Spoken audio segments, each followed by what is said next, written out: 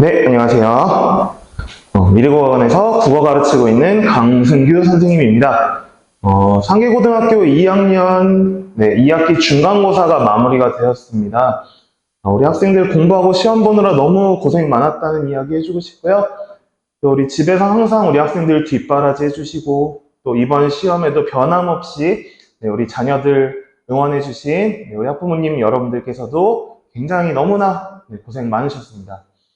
저 이번 시간에는요, 그래서 이 상계고등학교 2학년 이번 독서 중간고사 어땠는지 함께 분석해보고 리뷰해보는 시간, 더불어 기말고사 대비 어떤 식으로 하면 좋을지 한번 살펴보는 시간 가져보도록 하겠습니다. 먼저 성적 동향에 대한 얘기들이 지금까지 나온 정보들에 의거해서 약간은 조심스럽게 말씀드려보자면요. 체감 난이도는 제법 까다로웠던 걸로 보입니다. 실제 저희 재원한 학생들도 그렇고, 저희들이 시험지 보고 판단했을 때도, 이게 마냥 만만하고 쉬운 형태의 시험은 아니었겠다라는 생각이 듭니다. 그런데 상위권 성적은 사실 이 등급별 점수 분포가 굉장히 빼곡하게 형성되어 있는 것 같아요. 다시 말해, 체감 난이도는 높았지만 상위권 친구들은 잘 본 시험이었다라는 겁니다. 지금 상황이 그래서 90점대를 넘겼어야지만 지금 이번에 2등급이 나오는 상황. 물론 등급이라는 게 저희가 학기 합산이기 때문에 이번 중간고사 한 번만으로 뭐 속단할 수는 없겠지만요. 어쨌든 지금 1등급과 2등급 사이에 굉장히 지금 점수 분포가 빼곡합니다. 90점을 넘어도 1등급을 받지 못하는 상황도 지금 많다라는 얘기겠죠. 이런 상황에서는 우리 상위권 친구들이 어차피 한두 문제 차이다 라고 생각을 하고 기말고사에서 좀 분발해야겠다라는 마음가짐으로 기말고사 향후 대비 및 공부를 보다 철저히 할 필요가 있어 보여요. 예를 들면 뭐 1등급이나 2등급 받았던 친구들도 한두 문제 차이로 기말고사에 뒤집어질 수 있겠다 라는 생각하고 방심하지 않는 철저한 학습이 좀 중요해 보입니다.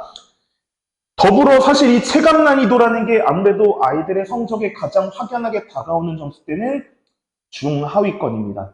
그러니까 잘하는 친구들은 시험이 약간 까다로운데 어렵게 느껴지는데 하면서도 맞추고 풉니다.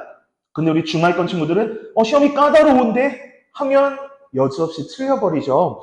사실 그래서 중하위권 성적은 상위권 성적에 비해서는 다소 평이하게 좀 형성이 된 편이라고 보시면 되겠어요. 그래서 대체 이 체감 난이도라는 게 뭐길래 상위권과 중하위권이 이런 식으로 반대 양상을 보이느냐에 대해서는 저희가 지금부터 출제 경향에 대해서 좀 분석해 보면서 차근차근 같이 이야기 나눠볼 예정입니다. 한번 보죠. 이번 시험 이런 식으로 출제가 됐습니다. 사실 우리가 2학년 독서교과에서 사실적 읽기, 추론적 읽기, 비판적 읽기, 감상적 읽기, 창의적 읽기 이렇게 5가지 읽기 방법에 따라서 단원을 나누고 수업을 합니다. 그래서 이번 상계고등학교 2학년 이제 중간고사 학교 내신 나갈 때도 이런 식으로 읽기 방법에 따라서 좀 카테고라이즈를 나눠가지고 수업을 했고요. 초반부는 추론적 읽기로 시작을 했습니다. 그래서 보시면 첫 번째 지문 이상치와 결측치 작년 수능 특강에서 수록 지문을 발췌를 했습니다. 그 다음 데이터 관련된 지문이요. 작년 9월 모의고사 3학년들이 봤던 시험인데요. 좀 변형 출제를 했다는 게 좀 특이한 지점이 되겠어요. 그 다음 이제 8, 9번에서는 주제 통합 지문 형태로 냈습니다. 첫 번째 지문 이제 동학농민운동과 보국안민과 관련된 이야기였는데 이 본문이 아예 학생들이 본 적이 없는 본문이었어요. 다만 학교 수업에서는 무장포고문이라고 해서요. 동학농민과 관련된 이제 포고문입니다. 이 본문을 수업하고 약간 연계 외부 지문의 형태로 출제를 했고요. 이 무장포고문 같은 경우는 우리 옆에 창동고나 정의여고에서 지금 쓰고 있는 교과서죠. 천재 독서교과서에서 본문을 발췌해서 수업을 했습니다. 그리고 관련돼서 이제 나지문으로 묵자의 사상이라는 지문을 출제했는데 역시나 외부 지문이었어요. 학생들이 시험 대비하면서 전혀 만나볼 일이 없는 문제였습니다. 이게 벌써 그래서 보시면 초반부부터 이미 본문 변형과 외부 지문 출제를 하다 보니 이 학생들이 이른바 순진하게 순서대로 시험지 1번부터 28번까지 순서대로 풀어나간 학생들은 이미 초반부에 어떤 시간 관리라든지 어떤 난이도에 따른 어떤 멘탈적인 데미지를 입고 시작했을 확률이 큽니다. 사실 그래서 이런 부분도 자신 있는 본문을 좀 정해놓고 시험 보러 갔을 때 자신 있는 질문을 좀 먼저 푼다든지 아니면 지금처럼 처음 보는 형태의 지문들이 나오면 좀 뒤로 미루어서 푼다든지 이런 요령들이 필요한데요. 근데 뒤에서 조금 더 자세하게 말씀드릴게요. 관련돼서 지금 이 추론적 읽기 부분에서 역사 형상물과 관련된 지문 역시나 아까 무장포고문과 관련돼서 더 읽어보기 지문으로 제공이 됐던 천재교과서의 수록 지문입니다. 이번에 출제가 되지 않았습니다. 저는 사실적 읽기는 이렇게 세 지문 출제가 됐는데요. 상계고등학교 같은 경우는 지금 미래엔 출판사에서 나온 독서교과서를 사용을 하고 있죠. 네, 미래엔 출판 독서교과서가 아니라 기상출판, 지역사 출판 독서교과서에서 출제를 했습니다. 우리 상계고 친구들 교과서로는 만날 수가 없는 지문이었고 학교 선생님이 프린트로 별도 제공을 해서 네, 수업이 나갔던 부분이고요. 그 다음에 네, 주택임대차 관련된 역시나 모의고사 지문을 출제를 했어요. 학교에서 수업을 해주고 지금 그래서 특이한 사항이 아까 추론적 읽기도 그렇고 지금 사실적 읽기도 그렇고 우리 상계고에서 2학년 2학기 독서교과로 지정되어 있는 교과서 지문이 한 지문도 수업된 바가 없고 지금 출제된 게 없다는 겁니다. 중반까지. 그래서 이제야 나옵니다. 네, 21번, 23번 지문. 네, 비로소 우리 상계고등학교 미래엔 독서교과서에 수록되어 있었던 육지의 배설물은 바다에 쌓인다 라는 지문이 출제가 됐는데 물론 그 앞뒤로는 또다시 모의고사 기출 지문 그 다음에 최근 EBS 수능특강에서 출제됐던 지문들을 네, 시험에도 출제를 했고요. 네, 마지막 비판적 읽기에서 이제 우리 교과서 두 번째 지문이 나옵니다. 무정원 사회와 유정원 사회라는 지문이었고요. 관련돼서 역시나 연계 형태로 냈는데 뭐 두 지문의 연관성이 큰지는 사실 수업한 저도 개인적으로는 갸우뚱 싶지만 네, 역시나 모의고사 지문과 관련돼서 출제를 했고 또 미출제된 지문 하나 역시나 EBS 수능특강 최근에 수능특강 교재에서 네, 발췌를 해서 수업하고 네, 내신 범위로는 공지가 됐지만 이번 시험에 출제가 되지 않았습니다. 지금 벌써 보시면 몇 가지 좀 특이한 사항들이 눈에 들어오지 않나요? 자, 먼저 좀 말씀드려보면 일단 총 13지문이 이번 시험 범위로 나왔고요. 물론 이제 그 중에 결과적으로 2지문은 이번 중간고사에서 출제되지가 않았습니다. 이 13지문이 어떤 정도냐면요. 일단 절대 적은 범위가 아닙니다. 절대 적은 범위가 아니고요. 그렇다고 해서 다른 학교에 비해서 감당이 안 될 정도로 네, 특출나게 독자적으로 시험 범위가 압도적이었냐? 하면 네, 그것도 과연 그런가 할 만한 범위긴 해요. 근데 분명 적지 않은 시험 범위였다. 무슨 말이냐면 가령 이 인근 학교가 이번에 한 12개 정도 시험 범위, 네, 본문은 12개 정도 시험 범위를 냈는데요. 그 중에 한 4지문 정도는 외부 지문의 형태로 이제 교과서 지문이 아니라 외부 지문의 형태로 프린트를 나눠줬는데 짧은 지문들이었어요. 짧은 지문들이었고 학교에서도 내 수업을 깊이 있게 하진 않고 가볍게 같이 읽어주는 식으로 학습을 시켰습니다. 근데 우리 상계고등학교 이번 시험 범위를 보시면 대다수가 다른 학교 교과서 본문이거나 사실에서 교과서 본문이 분량이 많습니다. 교과서 분량이 양적으로 이미 분량이 많거든요. 그 다음에 이제 EBS 수록 지문 혹은 모의고사 기출 지문을 출제를 했는데 이것들이 하나같이 가벼운 것들이 없었어요. 양도 많았고 난이도도 상당했습니다. 사실 그래서 적지 않은 시험 범위 게다가 마냥 쉬운 본문도 그러니까 쉬어갈 타선이 없는 거죠. 거기다가 이제 지금 이번 시험 기간 자체가 좀 특성적으로 그랬는데요.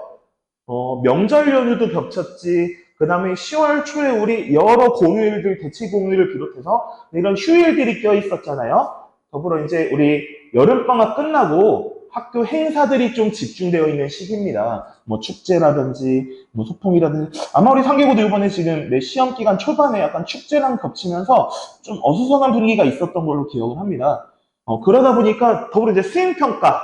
네, 항상 학기 초는 이제 학교들에서 수행평가 위주로 진도를 나가지 않는 경우들이 많아요. 그래서 우리 상계고등학교 같은 경우는 네, 사실상 명절 끝난 이후에서야 좀 본격적으로 학교에서 네, 진도를 나간 좀 경향이 없지 않아 있고요. 그래서 많은 범위를 짧은 시간에 나가려다 보니 학교 시험도 숨가쁘고 네, 덩달아 네, 시험 대비시키는 저희도 굉장히 숨가쁘게 준비했던 기억이 납니다. 특히 우리 상계고의 특징이에요. 보통 이제 학기 초에 약간 오리엔테이션이라고 하죠. 네, 선생님들이 자 이번 시험 범위 이 범위에서 내겠다. 이 본문들 수업하겠다. 라고 지정해서 알려주는 학교들도 많이 있습니다. 근데 우리 상계고등학교는요, 절대 사전에 정보를 제공해주지 않습니다. 네. 그래서 다음 진도에 임박했을 때, 네. 앞단위 본문이 끝났을 때, 자, 다음 주에 수업한다. 그제서야 프린트를 나눠줍니다. 사실 이 부분이 학생들도 학생들인데, 저희도 굉장히 시험 대비 시키는데 어려움이 많은 부분이에요. 이른바 저희가 학원에서 우리 학교 진도를 선행적으로 먼저 수업하기가 어렵다는 얘기입니다. 저희도 학교에서 프린트가 나와야 아 다음 주에 이 수업을 하겠구나. 부랴부랴 준비해서 부랴부랴 수업을 하게 됩니다. 그렇다 보니까 이제 관련돼서 어려운 점들이 생겨요. 일단 결론부터 말씀드리면 우리 학생들 상계고등학교 학생들 같은 경우는 시험 범위에 대한 소화 자체를 약간은 테크니컬하게 할 필요가 있습니다. 무슨 말씀이냐면요. 방금도 말씀드렸듯이 학원에서 선행학습을 하기가 어렵기 때문에 저희도 그때그때 수업을 하기 바빠요. 근데 심지어 이번 상계고등학교도 그래서 시험 직전 수업까지도 진도 나가는 반들이 속출했습니다. 그러니까 학교 선생님들도 설정해 놓으신 시험 범위 자체가 진도를 빠듯하게 다 수업을 해서 나가셨다는 얘기죠.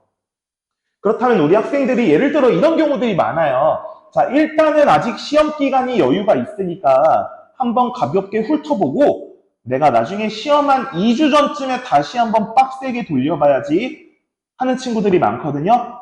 유감인데 우리 상계고등학교 친구들은 2회차 학습을 돌릴 여유가 많지 않을 겁니다. 이런 부분이 테크니컬하게 공부해야 된다는 이야기겠죠.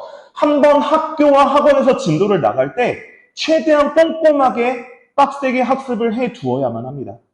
나중을 보장하기가 어렵다는 겁니다. 워낙 시험 범위도 많고 미리 공지되는 바가 없기 때문에 항상 우리 상계고등학교 친구들은 수업할 기회가 있을 때 최대한 마스터해둔다. 나중에 시험에 임박해서는 가볍게 복습하고 리마인드 정도만 해야 된다. 라는 점을 미리 염두에 두고 좀 기술적으로 공부할 필요가 있어요. 더불어서 또 이제 시험 범위가 많다 보니까 너무 전체적으로 모든 지문을 다 학습하려 하기보다는 특히 우리 중하위권 친구들 같은 경우에는 좀 자신 없는 지문, 본인이 좀 어렵겠다 싶은 지문 같은 경우는 좀 과감히 선택과 집중하는 요령도 필요해 보입니다. 무슨 말이냐? 아예 버리란 얘기가 아니고요. 어려운 지문은 상대적으로 조금 가볍게 공부를 해서 시험 때도 너무 미련을 두지 말고 전략적으로 취사 선택에서 문제를 풀 수 있어야 한다는 얘기입니다. 사실 그래서 이런 부분들 이번 시험 직전에도 저희 학생들에게 많이 강조를 했고요. 실제로 이런 요령을 잘 수행을 해서 지금 본인의 성적을 갱신한 학생들도 있습니다. 물론 이번 시험이 어쨌든 상위권 등급 컷이 워낙 높은 선이었기 때문에 등급 자체는 크게 향상되기는 어려웠지만 이 학생이 받아온 점수 자체가 이렇게 선생님이 알려주신 요령을 좀 적용해 보니까 확실히 이전에 받아보지 못한 점수를 받았어요 하는 경우들도 있었어요. 그래서 시험 범위 소화, 공부하는 요령 자체를 약간 좀 기술적으로 가져가야 된다라는 말씀을 좀 드리고 싶습니다. 그 다음에 이제 아까도 말씀드렸죠. 교과서 진도 비중이 굉장히 낮습니다. 이게 학교 교과서라는 게 어떻게 보면 학생들이 우리 학교 여기서 시험 나오겠구나 라는 예상의 척도가 됩니다. 근데 상계고등학교 같은 경우는 사실상 예상이 불가능한 경우라고 보셔야 되겠죠. 학교 교과서에서 고작 2지문, 나머지 지문은 인근 학교의 독서교과서 수록 지문, 혹은 아까 말씀드렸듯이 EBS 수능 특강에 수록되었던 지문, 혹은 최근에 모의고사에서 기출된 지문들을 출제를 했습니다. 사실 이렇게 되면요, 우리 아이들이 학교에서 수업은 들었는데 대체 이 본문 출처가 어디지? 왜냐, 출처를 알아야 우리 학습 자료를 확보할 거 아니겠어요? 다행히 우리 상계고등학교 선생님들 같은 경우는 이 수능 특강 수록이나 모의고사 기출 지문은 출처를 밝혀주셨어요. 그런데 여전히 타교과서 수록된 4개의 지문은 사실 강의를 하는 저희 입장에서는 쉽게 확인하고 찾을 수 있는 것들이지만 혼자 학습하는 학생들에게는 학교 수업만 듣고 준비한 학생들에게는 대체 이 글이 어디서 나온 거지? 하는 이제 약간 궁금증 나아가 어려움을 유발하는 요소가 된다는 겁니다. 네, 그래서 이런 출처 확인을 하고 그걸 통해서 학습 자료를 확보하는 게 굉장히 중요하겠다라고 말씀을 드리겠고요. 당연히 이제 저희 학원에서는 이런 것들을 좀 최대한 저희가 학습 자료를 확보를 해서 대부분이 이전에 모의고사나 뭐 수능 특강 기출 후엔 다른 학교 교과서, 네, 다른 학교에서 시험 대비할 때 썼던 자료들이 있죠. 네, 그런 것들을 제가 좀 제공을 해서 좀 시험 대비를 시킨 경향이 있는데요. 네, 이건 지금 상계고에 지금 올해 일관되게 지금 계속해서 네, 진행이 되어가고 있는 1학기 문학부터 네, 2학기 독서까지 관통하는 하나의 좀 트렌드다라고 보시면 좋을 것 같습니다. 더불어 우리 마찬가지 우리 상계고 선생님들 지금 2학년 올라오면서부터 부쩍 이러한 경향으로 출제를 하십니다. 낯선 외부 지문을 다수 출제를 해서 아이들을 곤란하게 만들고 이걸 통해 좀 변별을 하고 싶어 하세요. 사실 그래서 여러 가지 유형이 좀 있는데요. 먼저 이제 본문을 낯설게 하는 방식이라고 해서 이제 본문 자체는 이 데이터 지문 같은 경우도 수업 지문, 데이터 지문을 그대로 쓰는데 중간에 분명히 본문에 없던 내용인데 추가되고 편집된 경우들이 있었어요. 네, 조금 이따가 바로 우리가 예시로 좀 살펴보도록 하겠습니다. 그 다음에 8, 9번에 있는 이 두 지문 아이의 시험 범위에서 읽을 수가 없었던 지문이에요. 네, 아까도 가볍게 이 가지문과 관련돼서 제가 말씀을 드린 것 같은데 네, 뒤에 한번 직접 살펴보도록 하겠습니다. 자, 먼저 그 데이터 소유권과 이동권 관련된 지문인데요. 사실 우리 학교 수업교재상으로 이 한 문단에 해당하는 내용이 실제 이번 아이들 시험 지문상으로는 하나, 둘, 세 문단이고요. 심지어 문단이 길이도 길죠. 굉장히 원래 본문에는 요약되어 있던 내용을 살을 한없이 붙여서 분량을 이렇게나 부풀려 놓은 겁니다. 당연히 우리 학생들 당황할 수밖에 없었겠죠. 실제 읽고 풀어야 하는 내용이 돼버립니다. 이 내용은 아이들이 본문은 알고 있지만 처음 보는 내용에 가깝습니다.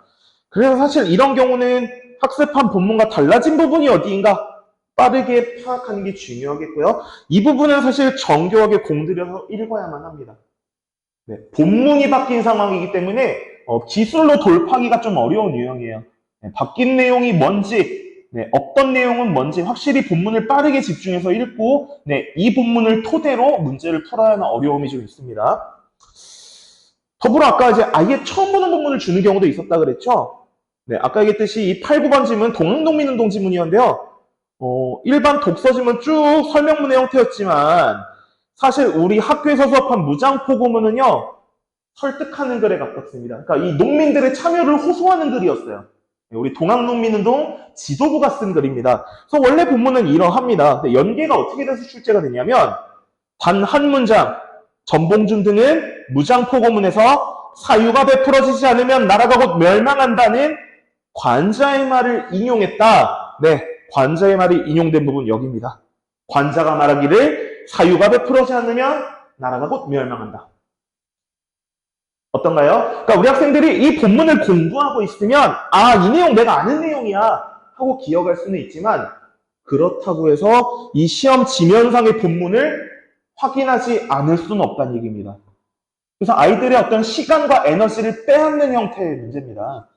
더불어 보세요. 자, 또한 백성은 자, 큰 따옴표. 자, 백성은 나라의 근본이다. 어쩌고저쩌고. 네. 어찌 옳은 일이라 하겠는가?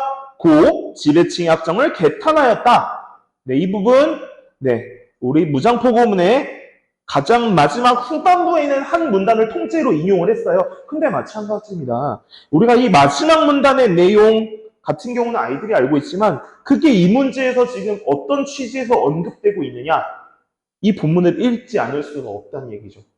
네, 여러모로 아이들이 좀 체감적으로 난이도를 느낄 만한 문제였다고 봅니다. 더불어 우리 사실 이 가의 첫머리에 나오는 이제 최재우는 보고관민, 최시영은 이런 뜻으로 동학농민운동단시 이런 뜻으로 그러니까 보고관민의 의미가 3단계에 걸쳐서 바뀌는데요.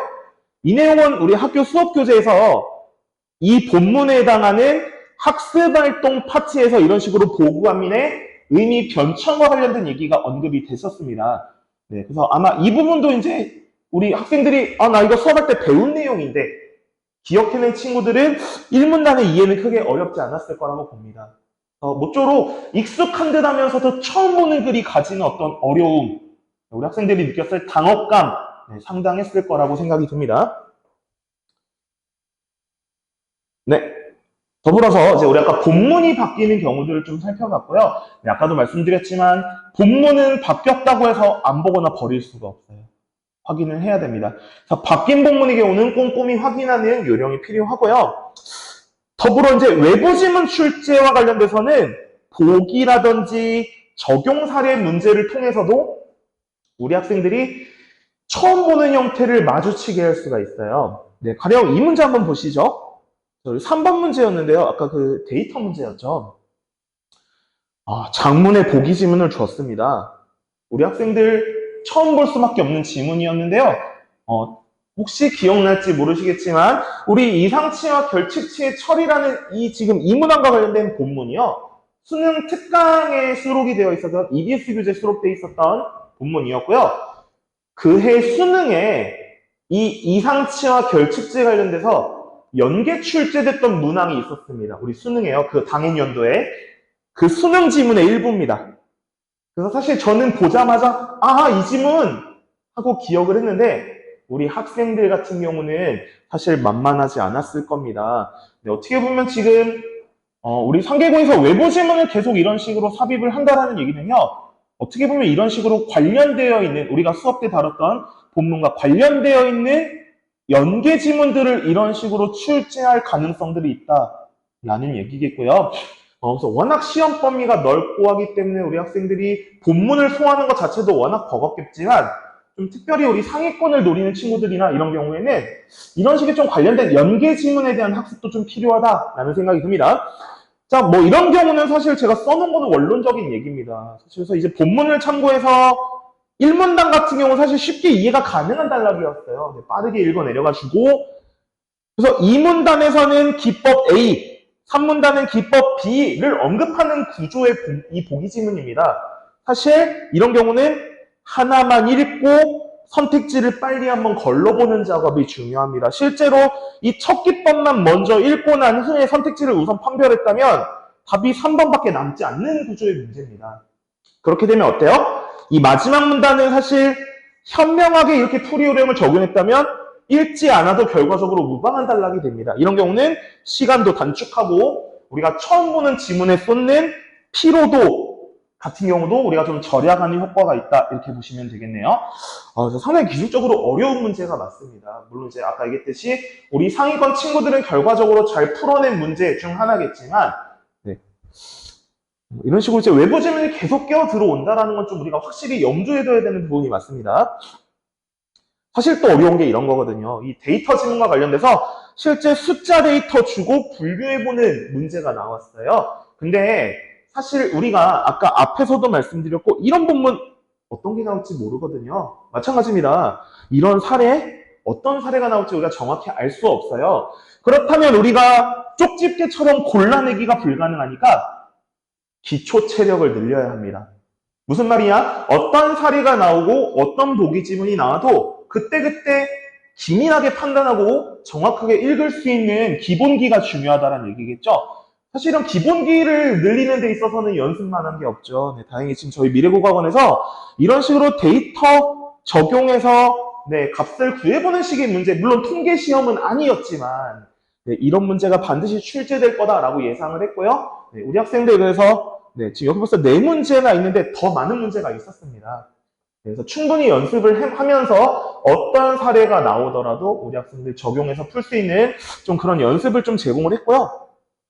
마찬가지입니다. 이 대형 포털 사이트 A에서의 물론 사례의 성격이 다 똑같은 건 아닌 것 같아요.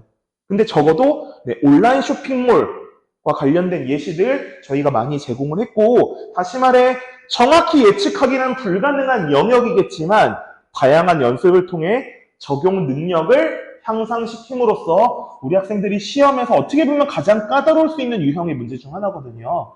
이 사례 적용 문제라는 게요. 이런 부분들을 우리 학생들이 잘 소화해내고 응용할 수 있는 능력을 좀 기르는 시험 대비가 아무래도 중요하겠다. 그래서 이번에도 당연히 잘 적중한 사례 중에 하나가 아닌가 싶습니다. 사실 그래서 기말고사 관련된 말씀을 살짝만 드리면 지금 화면에는 없지만요. 지금 상계고등학교가 출제 경향이 1학기 문학 첫 시험부터 지금 2학기 독서 중간고사, 그러니까 총 3번의 시험을 쳤잖아요. 지금 앞서 말씀드린 식의 출제 경향 및 성적 동향이 약간은 유사한 흡으로 계속 일관되게 진행이 되고 있어요.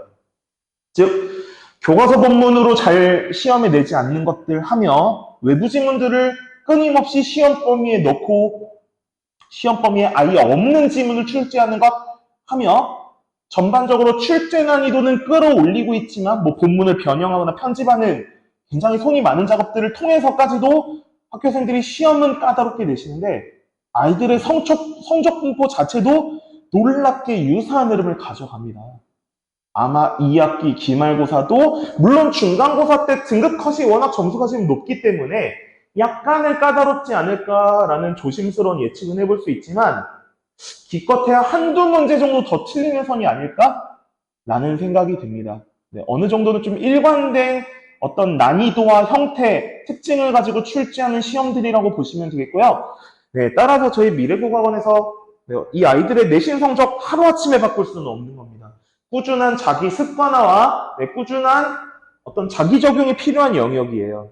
그래서 과목 특성상 하루 한두 시간씩 꾸준히 공부하는 습관 들이도록 저희가 지속적으로 어떤 생활적인 부분들, 학습적인 부분들 좀 지도를 하고 있고요. 본문 독해로 끝나는 게 아니라 노트 정리하면서 반드시 학습 내용 정리할 수 있도록 또 그 과정에서 모르는 어휘들 단억장 작성하면서 우리 학생들이 부족한 문해력, 어휘력 보강할 수 있도록 좀 같이 학습을 하고 있습니다. 더불어 뭐 당연한 얘기죠. 이제 고등학교 시험 암기로는 때울 수 없다라는 거 우리 모두가 알고 있을 거예요. 그래서 서술형 문제지 과제를 통해서 저희 1차 학습을 하게 되고요. 이 풀어온 과제를 클리닉 선생님과 1대1로 채점하고 또 질의응답, 우리 선생님이 학생들에게 확인하는 질문, 우리 학생들도 모르는 부분들을 선생님께 질문 하는 1대1 2차 학습을 통해서 우리 학생들 단순히 외우고 때우는 게 아니라 보다 깊이 있고 다각적으로 본문의 이해도를 쌓을 수 있게 될 겁니다. 또 이제 겉핥기식으로 대충 공부하고 때울 수는 없겠죠. 우리 내신의 가장 중요한 것 중에 하나는 빈틈이 없어야 한다는 겁니다. 그래서 저희 어떤 다수와 양질의 예상 문제 저희가 가지고 있는 풀이 있어요. 저희 문제풀에서 학생들에게 좀 제공을 하면서 꼼꼼하게 또 오답 정리하고 선택지 분석하는 학습들을 좀 요구를 하고 지도를 하고 있습니다. 그런 것들을 통해 우리 학생들 시험 범위에 대해서 심층적으로 이해를 좀 하고요. 또 외부 지문 출제까지도 아까도 말씀드렸듯이 어떤 지문이 나올지는 모르지만 어떤 지문이 나오더라도 해결할 수 있는 역량 길러내도록 저희가 좀 폭넓게 대비를 시키고 있습니다. 더불어 아까 말씀드린 빈틈의 얘기는 사실 이 부분으로도 이어집니다. 교재 구석구석 다 봐야 합니다. 본문만 봐서는 안 돼요. 날개 부분에 있는 내용이라든지 본문 옆에 있는 날개 부분의 내용이라든지 학습활동 내용까지도 꼼꼼히 살펴야 됩니다. 저희 강의를 통해서 물샐 틈 없이 커버하고 있고요. 더불어 학교 프린트에 우리 선생님께서 칠판에 써주시는 손필기까지도 저희가 다 교차 점검을 하고 있고요. 수차례 또 실전 테스트 혹은 기출문제 테스트를 통해서 우리 학생들이 실제적인 연습, 미리미리 준비해보고 미리미리 경험해보고 시험장에 가서 긴장하지 않고 부담 없이 제 실력 발휘할 수 있도록 저희가 이런 식으로 빈틈없이 다방면에서 좀 학습을 또 시키고 있습니다. 사실 그래서 저희 미래국어학원에서 항상 우리 학생들 시험 대비시키는 일종의 한 8단계 학습 과정이에요. 뭐 이 부분 따로 설명드릴 것까지는 아닌데 아무래도 우리 상계고 같은 경우는 이 학교 기출이라는 게 조금 비중이 떨어질 수는 있겠습니다. 당연하죠. 교과서 지문으로 수업을 하지 않거든요. 어떤 지문이 나올지 그해 다르고 어쨌든 작년 재작년까지는 그래도 교과서 비중이 어느 정도 시험 범위에서 높았는데 이번 올해부터는 지금 교과서 비중이 현저하게 떨어지기 때문에 그래서 어쨌든 뭐 기출문제의 가치는 조금 떨어질지 모른다고 하더라도요. 어쨌든 저희가 이런 수차례 8단계에 걸쳐서 교차해서 빈틈없이 좀 학생들 학습을 시키는 방식으로 충분히 저희가 내신 대비 학생들이 소홀함과 차질이 없도록 네, 성실히 좀 준비를 시키고 있습니다. 네, 여기까지 좀 말씀을 드리면서 제가 중간고사 리뷰 및 좀 기말고사 관련된 말씀 좀 드렸고요. 네, 모쪼록 우리 기말고사 또 조만간 금방 시작입니다. 학기 중은 참 왜 이렇게 빠르고 정신없는지 모르겠어요. 네, 우리 상계 2학년 친구들 독서 기말고사 대비도 저희 미래국어 영화본과 함께 좀 차질 없이 우리 학생들 만족할 만한 성적 얻을 수 있도록 저희 선생님들도 최선을 다해서 노력하고 네, 저희가 가진 실력과 노하우들 네, 최대한 발휘해서 우리 학생들 좋은 성적 얻을 수 있도록 네, 최선의 노력을 좀 다해 보겠습니다. 긴 시간 영상 봐주셔서 감사합니다.